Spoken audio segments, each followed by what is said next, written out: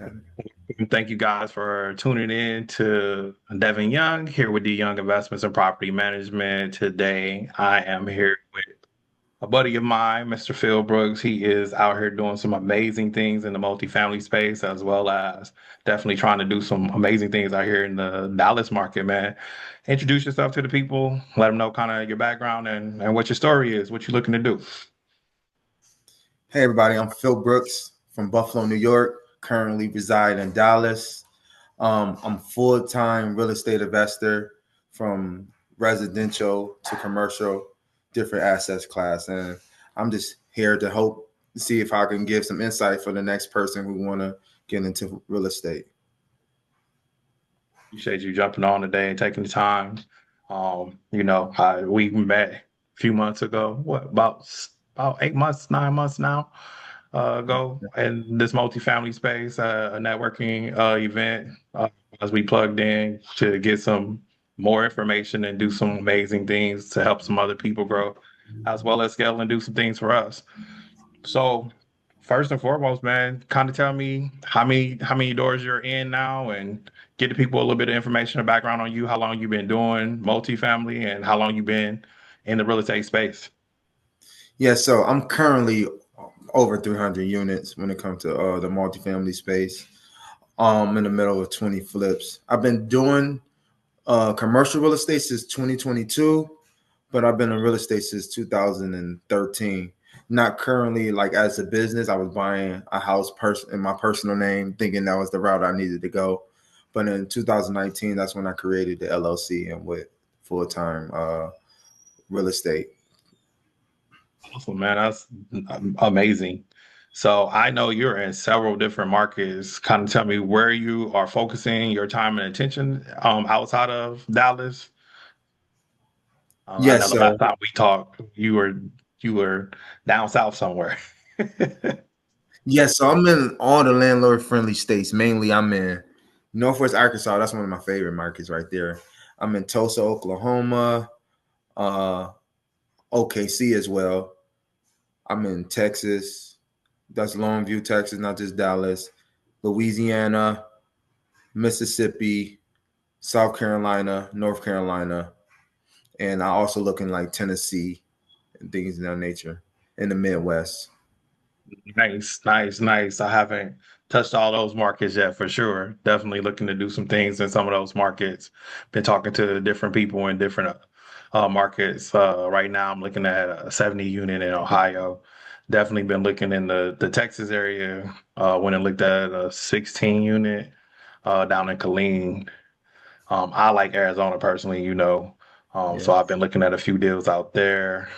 Uh, Recently looked at a couple things in Tennessee and in Alabama. I haven't made it into the Arkansas market. So what was your first market? My first market was Arkansas, Northwest Arkansas. Okay, cool. Yeah. So tell me Yeah. how have you exited that deal or where is that deal at currently? We're in the middle of refinancing as we speak. We just got Okay. the offer back and everything. I could return all the partners' money and we can still cash flow without, with no money in the deal now. So it's just affinity returns on that one. So yeah, That's we are in the nice. middle of the refinances on those. Oh, that's really nice, man. I know when I talked to you, one of the things that made me really interested in you in particular was you were doing deals where you had no capital into those deals. You were, finding deals, putting everything together and bringing investors in. So kind of give the people a little bit of background on how that works and navigates and how you've been successful in that area and arena. Yeah, so currently none of my deals I have any capital in. Every deal I close, I bring in partners. So I believe real estate is a relationship business, right? So I focus on first knowing what a deal was.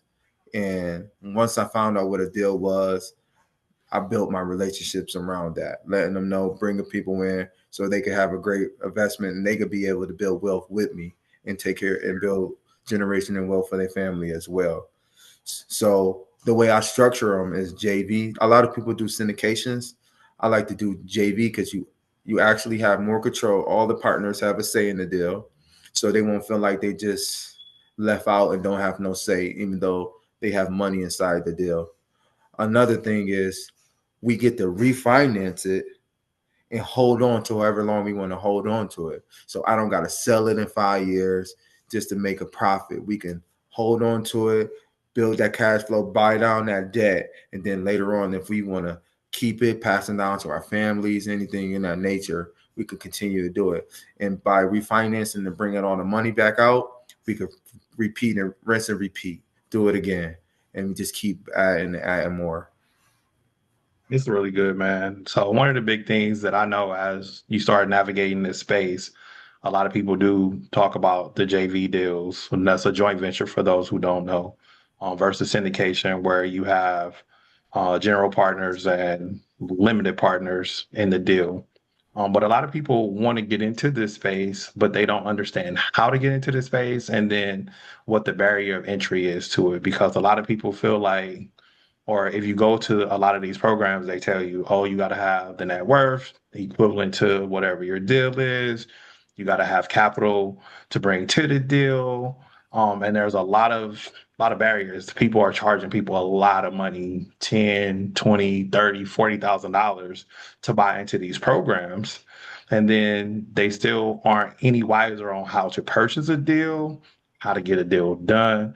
So I want you to kind of speak to that a little bit to kind of give some insight, especially, and for our people. Yeah, so it's so many different ways to get into a deal. You got acquisition. That's the person who find the deal and know what it and present the deal, right? You got boots on the ground. Like I'm in different markets and I can't always get to that place in a timely fashion. So I might have a partner that's just boots on the ground. You got people who actually raise capital. You might have friends, family, or somebody you know that have money that interested in bringing being into a deal. That's another way. And then, as you said, the net worth of sponsoring the loan. That's the person who's signing on the debt and everything. And then you got your asset manager. That's the person who actually manage the managers and the contractors that execute the business plan. Right, awesome. And so typically in those deals, where do you usually fall in? What areas do you like to specialize in?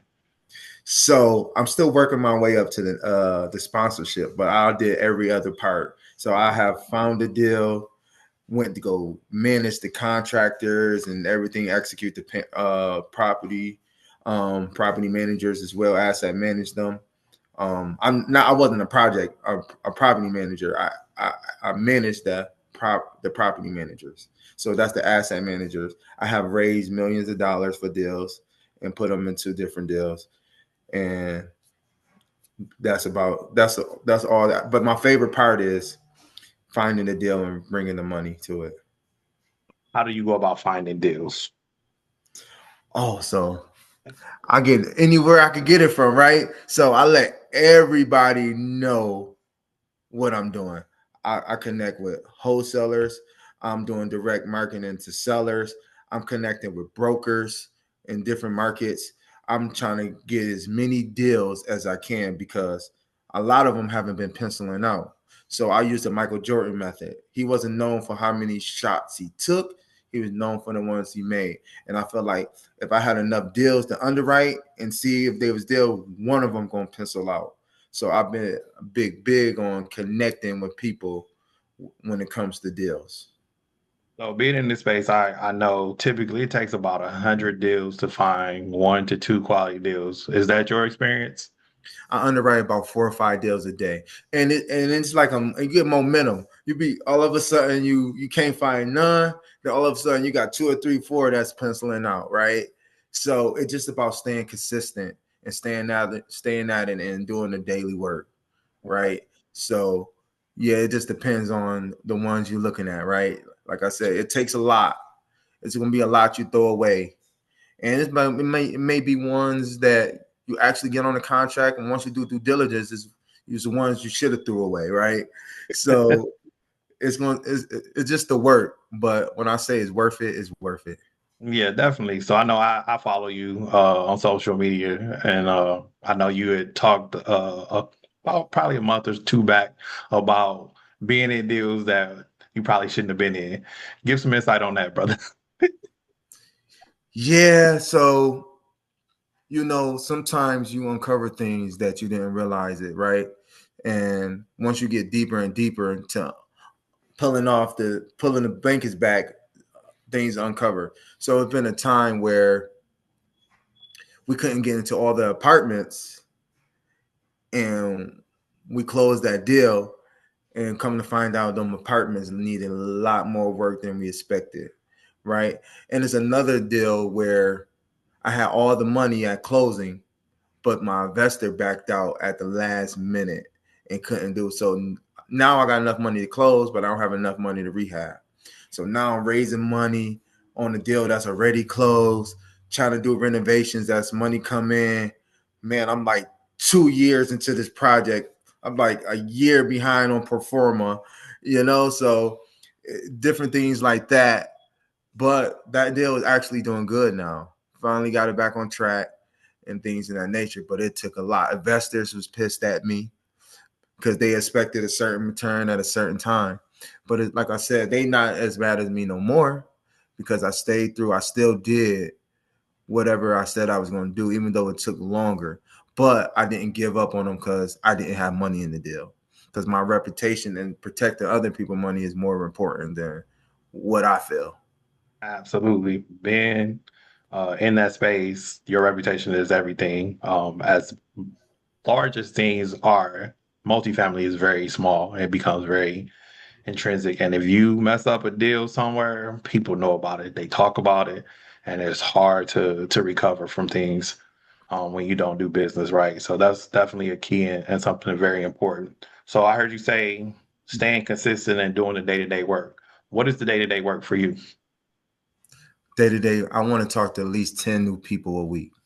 So that's me constantly reaching out, outreach, people reaching out to me connecting and just helping as many people as I can. Because I know by helping others, even when they want to get in this business or just in general, the service gets you a lot more. So I just feel like people is great people, and I want to meet as many people as I can.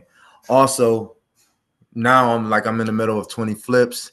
I'm checking on properties, making sure construction is staying on time. And we are behind on some timelines. That may happen. Things come up and things in that nature, but it's about solving the problem and getting back on track.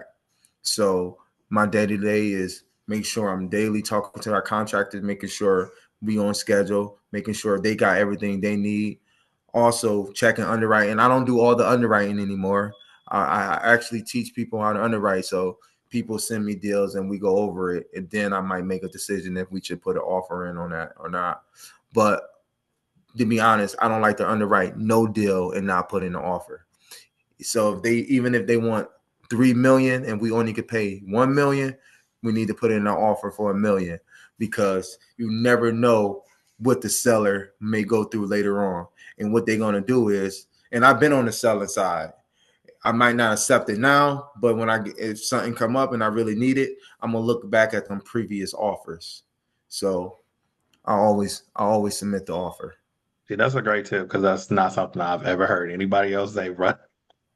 Yes, sir. I got at least 3 deals like that. At least 3 deals came back to me from previous offers I don't put in. They said no, they moved on. And then all of a sudden I get a text or email say, hey, Phil, is you still willing to pay this? The seller is willing to look at it or come to terms. It makes sense as a real estate broker, been in this game for 20 years. Every once in a while, we run into hard times or something that we thought was going to work out over here didn't work out, and now we need to shift or pivot, and now you need to make something happen. And so I definitely understand that. Because right now I'm kind of going through a similar situation. And on the single family side, I had a unit I thought I was going to sell. The appraisal came back $30,000 less than the purchase. Then I had a $10,000 prepayment penalty on top of that. I was like, I can't lose $40,000, so I had to pivot and go somewhere else, and put something else up for sale. So that definitely makes sense, and I'm glad you said that. Another thing that I want to talk about, because I heard you say you got partners.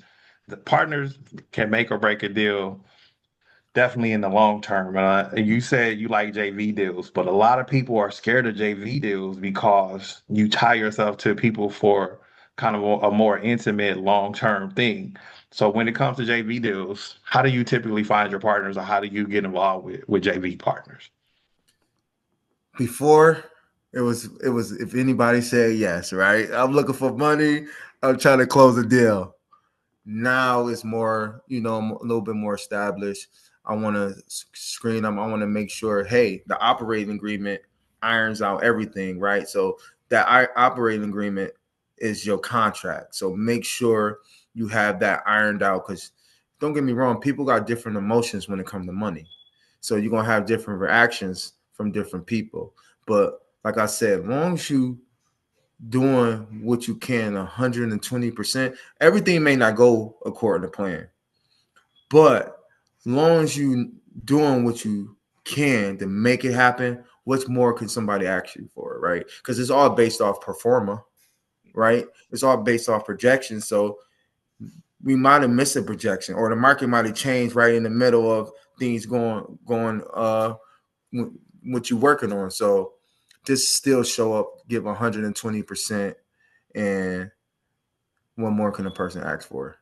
And that's a good thing you said, man, because right now there are tons of people that have part like short sale, like you said, they had money to close, and then something happened with the investor, and now they don't have enough money to do the renovation. So I've definitely watched and witnessed this, and I have friends and colleagues that I've met along the way that have lost 50, 100, to $300,000 in deals where they've invested with other people, and they weren't able to perform, and they lost those deals. So that's really is a key piece, finding an operator who's willing to stick with the deal to make sure no matter what that we get it across the finish line, even if it takes a little bit longer, that it gets done. So man, that's all dope information. I truly appreciate it. Last major question for me right now with the market, where do you see this market going